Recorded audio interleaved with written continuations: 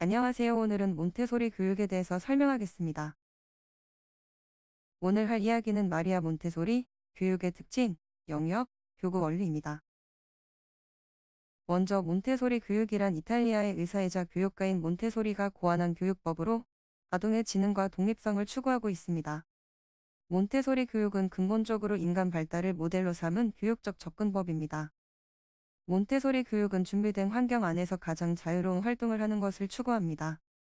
이때 준비된 환경이란 기본적인 인간의 특성, 연령에 따른 어린이의 특수한 특성, 각 어린이의 개성에 맞춘 교육 환경을 의미합니다.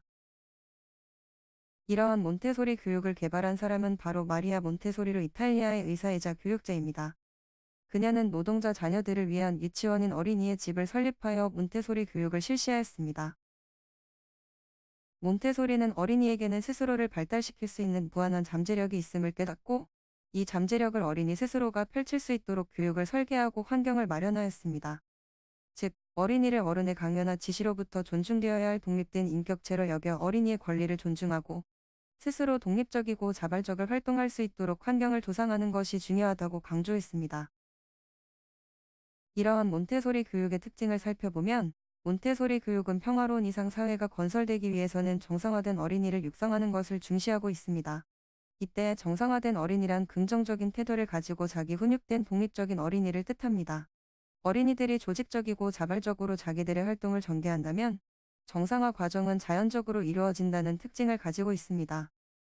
또한 정상화된 어린이들은 자기들의 잠재 능력을 자유롭게 개발하고 자기들의 행동을 자연스럽고 자유롭게 표출하기 때문에 정상화는 어린이들의 자유로운 활동과 관계됩니다.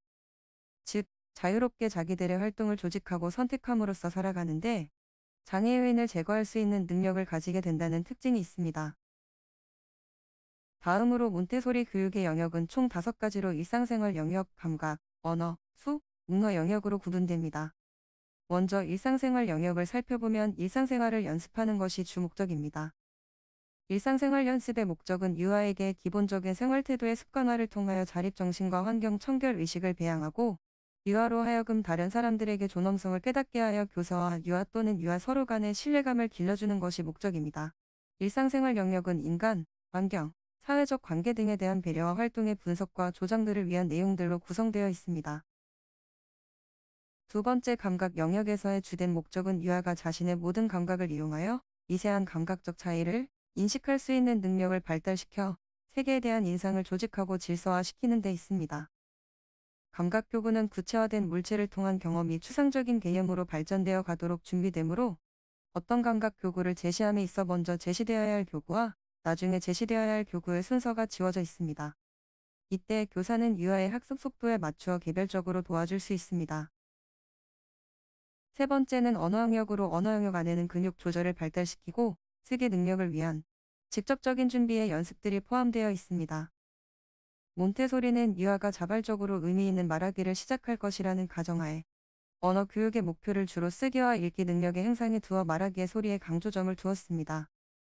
또한 유아들의 자유로운 대화를 통한 지속적인 자기 표현을 권장하며 교사들 역시 일상생활에 있는 물체들의 이름을 말해주고 유아들의 자기 표현과 반복 연습을 도와주고 있습니다. 네 번째는 수 영역으로 수 교육의 주 목적은 수학적 사고력을 배양하여 기초적인 수 개념을 획득하는 것입니다. 몬테소리 수 교구는 자율적인 교육을 위해 고안되었고 잘못에 대한 통제는 교사가 아니라 교구 자체에 있어서 아동 스스로 실수를 깨닫게 도와줍니다.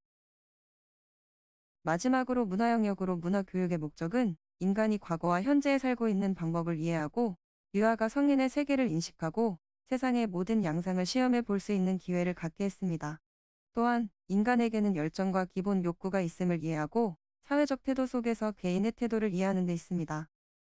문화적 의미를 표현할 수 있는 느낌을 발달시키고 자신의 느낌을 표현할 수 있고 문화와 지리 등 인간 삶의 형태에 영향을 주는 요인들을 인식하는 데 두고 있습니다. 마지막으로 몬테소리의 교구 원리를 살펴보면 몬테소리 교구는 아이들의 자아 형성이나 정신 발달을 돕는 내적인 것에 목적을 하고 있습니다. 먼저 몬테소리 교구는 자동 교육을 할 수 있도록 되어 있습니다. 유아 스스로 색, 크기, 형태에 따라 분별할 수 있도록 제작되어 스스로 오류의 정정이 가능합니다. 두 번째는 하나의 특성만을 고립시켜 교구를 만들고 있습니다. 예를 들어 색판은 같은 모양으로 이루어져 있고 차이점인 단지 색으로만 구분하여 교구를 제작합니다. 세 번째는 교구는 색깔, 크기, 형태 등이 다른 다양한 교구들이 매력적으로 만들어져서 유아들의 흥미를 유발시킵니다. 네 번째는 몬테소리 교구는 개인의 수준과 차이를 인정하는 교구를 제작합니다.